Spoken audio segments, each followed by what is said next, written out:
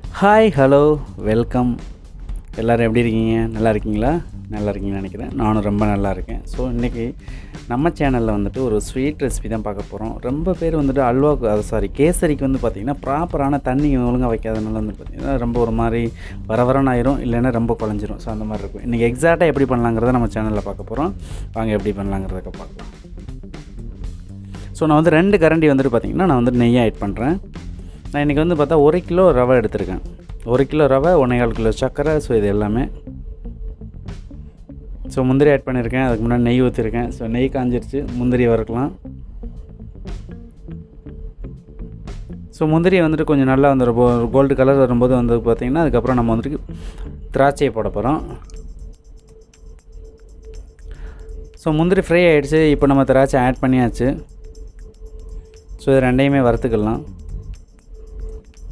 கொஞ்சம் colour change ஆனதுக்கப்புறம் வந்துட்டு பார்த்திங்கன்னா நம்ம கேசரிக்கு தண்ணி வந்துட்டு பார்த்திங்கன்னா 1/3 வந்து நம்ம தண்ணி ஆட் பண்ண போகிறோம். நம்ம எந்த கப்பில் வந்துட்டு ரவை அளக்குறோமோ அதே அளவில் 3 மடங்கு தண்ணி வைக்கணும். இதை வந்து நல்லா மைண்டில் வச்சுக்கோங்க. நீங்கள் எந்த கப்பில் எவ்வளோ குவான்டிட்டி வேணாலும் ப்ரிப்பேர் பண்ணுங்கள், பயப்படவே வேண்டாம். நீங்கள் ரவை எந்த ரவையாக இருந்தாலும் பிரச்சனை கிடையாது. சம்பா ரவையை தவிர ஒயிட் ரவை வந்துட்டு நம்ம எதுவாக இருந்தாலும் 1 கப்பு ரவைக்கு வந்து 3 கப்பு தண்ணி வைக்கணும். நீங்கள் எந்த கப்பில் ரவை அளக்குறீங்களோ அதே கப்பில் நீங்கள் அளந்துக்கலாம், பயப்படவே வேணாம். அதே மாதிரி உங்களுக்கு சீனி வந்து சுகர் வந்து நீங்கள் செக் பண்ணியே போட்டுக்கலாம், ஒன்றும் பிரச்சனை கிடையாது. 1க்கு 1.5 போடணும், நம்ம 1.25 போட்டிருக்கோம். ஸோ வாங்க இப்போ வந்துட்டு பார்த்திங்கன்னா நம்ம வந்துட்டு முந்திரி திராட்சையை வறுத்தாச்சு. ஸோ வறுத்ததுக்கப்புறம் வந்து பார்த்திங்கன்னா நம்ம நமக்கு எவ்வளோ குவான்டிட்டிக்கு தண்ணி தேவையோ அந்த தண்ணி ஊற்றியாச்சு. ஸோ அதுக்கப்புறம் பார்த்திங்கன்னா நான் வந்துட்டு ஒரு 100 ml பால் ஊற்றுறேன். இதில் அந்த மில்க் எதுக்கு ஊற்றுறோம் அப்படின்னு கேட்டிங்கன்னா, நம்ம போடுற கலர் வந்துட்டு பார்த்திங்கன்னா ஒரு மாதிரி ரொம்ப கான்ட்ராஸ்ட்டாக இல்லாமல் மைல்டு ஆக்குறதுக்காகத்தான் நம்ம இந்த பால் ஆட் பண்ணுறது. இன்னொன்று வந்து பார்த்திங்கன்னா ரொம்ப டேஸ்ட்டும் வந்து பார்த்திங்கன்னா கொஞ்சம் வித்தியாசமாக இருக்கும். ஸோ இதை வீட்டில் நீங்கள் ட்ரை பண்ணி பாருங்கள். ஸோ நீங்கள் கலர் வந்துட்டு ஆப்ஷனல் தான், தேவைன்னா போட்டுக்கலாம், இல்லைன்னா வந்துட்டு நீங்கள் அப்படியே விட்டுட்டிங்கன்னா ஸோ அதை வந்துட்டு ஒயிட்டாக வரும் கேசரி. ஸோ எல்லோரும் அதை விரும்ப மாட்டாங்க. கேசரினாலே உங்களுக்கு அந்த இமேஜினேஷன் பண்ணிங்கன்னா டக்குன்னு உங்களுக்கு ரெட் கலர் தான் வரும். ஸோ அதனால் நீங்கள் கலர் போட்டே செய்யுங்க, கொஞ்சம் வித்தியாசமாக இருக்கும்.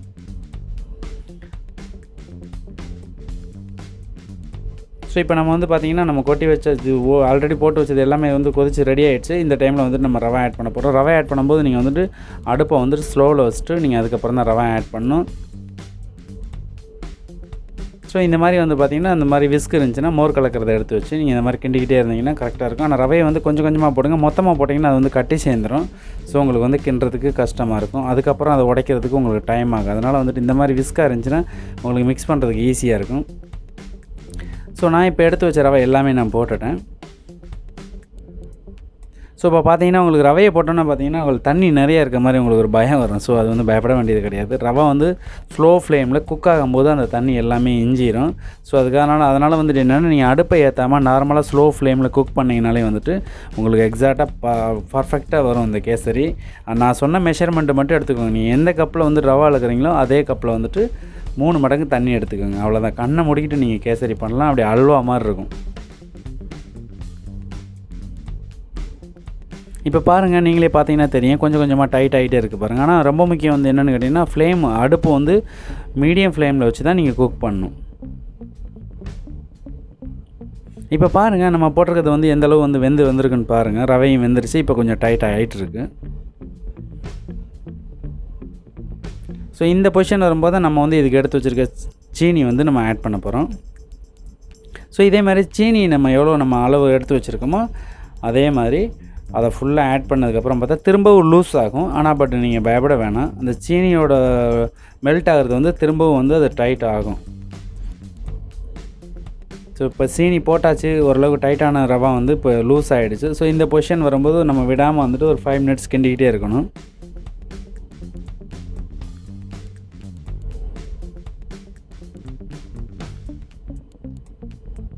ஸோ நம்ம சேனலை மறக்காமல் சப்ஸ்கிரைப் பண்ணுங்கள். கூட இருக்க பெல் ஐக்கானை கிளிக் பண்ணி வச்சுக்கோங்க. இந்த மாதிரி நல்ல ரெசிபிஸ் நிறையா வந்துக்கிட்டு இருக்குது. ஸோ அந்த வீடியோ பிடிச்சிருந்துச்சின்னா வீடியோக்கு ஒரு லைக் பண்ணுங்கள். இந்த ரெசிபி உங்களுக்கு ரொம்ப பிடிச்சிருந்துச்சின்னா மறக்காமல் இந்த ரெசிபிக்கு வந்துட்டு ஸ்வீட் சூப்பர்னு கீழே கமெண்ட் பண்ண மறந்துடாதீங்க. வீடியோ பார்க்குற அனைவருமே நீங்கள் பண்ணுற லைக்ஸ் தான் அடுத்து நான் நெக்ஸ்ட்டு போடுற வீடியோக்கு வந்து எனக்கு ஒரு மோட்டிவேஷனாக இருக்கும். ஸோ அதனால் வந்துட்டு மறக்காமல் லைக்கும் கமெண்ட்டும் பண்ணிடுங்க. ஸோ இப்போ வந்துட்டு பார்த்திங்கன்னா ஃபுல்லாக வந்து டைட் ஆகிடுச்சு. ஜீனி வந்து நமக்கு இருக ஆரம்பிச்சிருச்சு. இந்த பொசிஷன் வரும்போது நம்ம ஒரு 10 ஏலக்காயை வந்து நான் இடித்து எடுத்து போட்டிருக்கேன்.